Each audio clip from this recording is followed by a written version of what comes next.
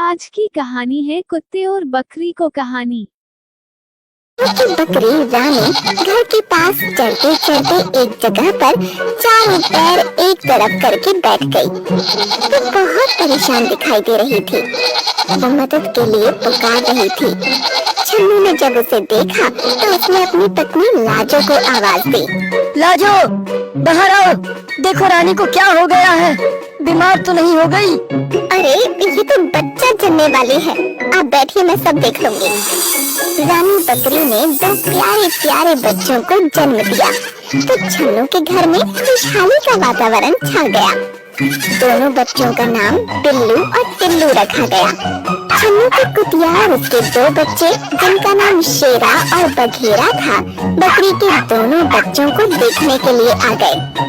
बिल्ली उनसे खेलना चाहते थे, इसलिए आगे बढ़ गए। हमारे घर की आबादी बढ़ रही है, अब तक हम लोग कुल 6 हो गए हैं। ये लोग तो फैमिली प्लानिंग को नहीं मानते। अच्छा है, जनसंख्या बढ़ने दो। आप भी ना। इतना कहकर लाजो घर के अंदर चली गई। कुत्ते के पिल्ले और बकरी के बच्चे आपस में खेलने लगे। छन्नू ये देखकर बहुत खुश हो रहा था। वो भी उनके साथ खेल लेता था। उसे सब परिवार के सदस्य ही लगते थे।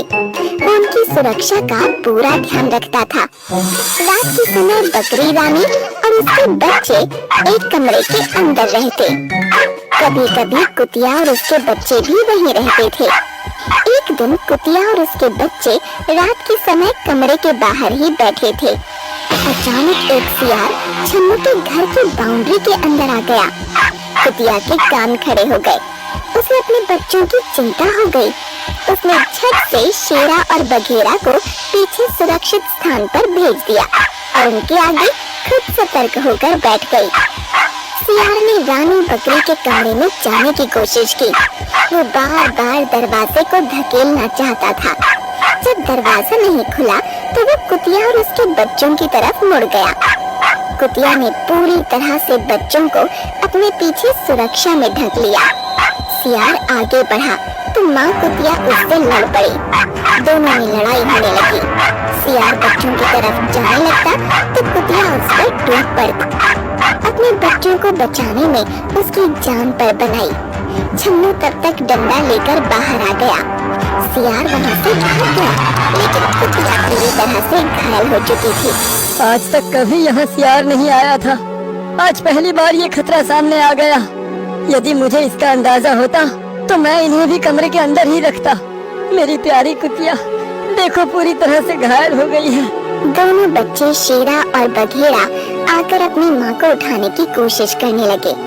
कुतिया हिल भी नहीं पा रही थी। माँ उठो, सियार भाग गया। तुमने बड़ी बहादुरी दिखाई, तुम कुछ बोल क्यों नहीं रही हो? हाँ माँ, कुछ तो बोलो, तुम्हें बहुत चोट लगी है। मैं चाट कर ठीक कर दूंगा। मेरी माँ बहुत बहादुर है। माँ उठ जाओ ना, मुझसे बातें करो ना। कुतिया बेचारी कुछ देर पहले ही भगवान को प्यारी हो गई थी। उसका निर्जीव शरीर भला अब क्या बोलता। छन्नू और लाजो की आंखों में आंसू आ गए। उनके परिवार का एक सदस्य सदा के लिए उनसे दूर हो गया। शेरा और बघेरा अनाथ हो गए। छन्नू और लाजो को उन पर बड़ी दया आ रही थी। ये दोनों दूध पीते बच्चे अभी बहुत छोटे हैं, बिना माँ के हो गए हैं। इन्हें तो ये भी नहीं पता कि अब इनकी माँ इस दुनिया में नहीं रही। रानी बकरी भी वहाँ पहुँच गई थी। उसने सब समझ लिया। वो शेरा और बघेरा के पास आ गई। उसकी ममता का आंचल बहुत बड़ा था। उसने दोनों बच्चों को अपना लिया। शेरा और बघेरा रानी बकरी का दूध इस तरह से पीने लगे जैसे वही उनकी माँ हो।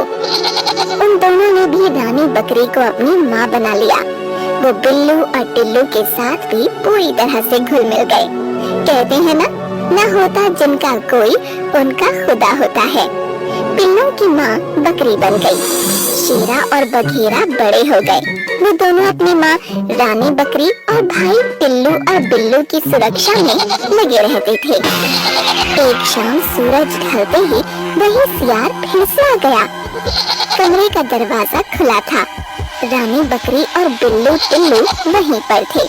सियार जैसे ही आगे बिल्लू और टिल्लू की ओर बढ़ने जा रहा था कि शेरा और बघेरा ने उस पर हमला बोल दिया। अच्छी कदकाठी के शेरा और बघेरा ने सियार पर जबरदस्त हमला कर दिया। सियार नीचे गिर गया और शेरा बघेरा फिर उस पर टूट पड़े। उन दोनों ने सियार को संभलने का मौका ही नहीं दिया और काट काट कर उसे मौत के घाट उतार दिया। इस तरह से उनके द्वारा रानी बकरी, टिल्लू और बिल्लू की सुरक्षा हो गई और उन्होंने अपनी माँ की मौत का बदला भी ले लिया।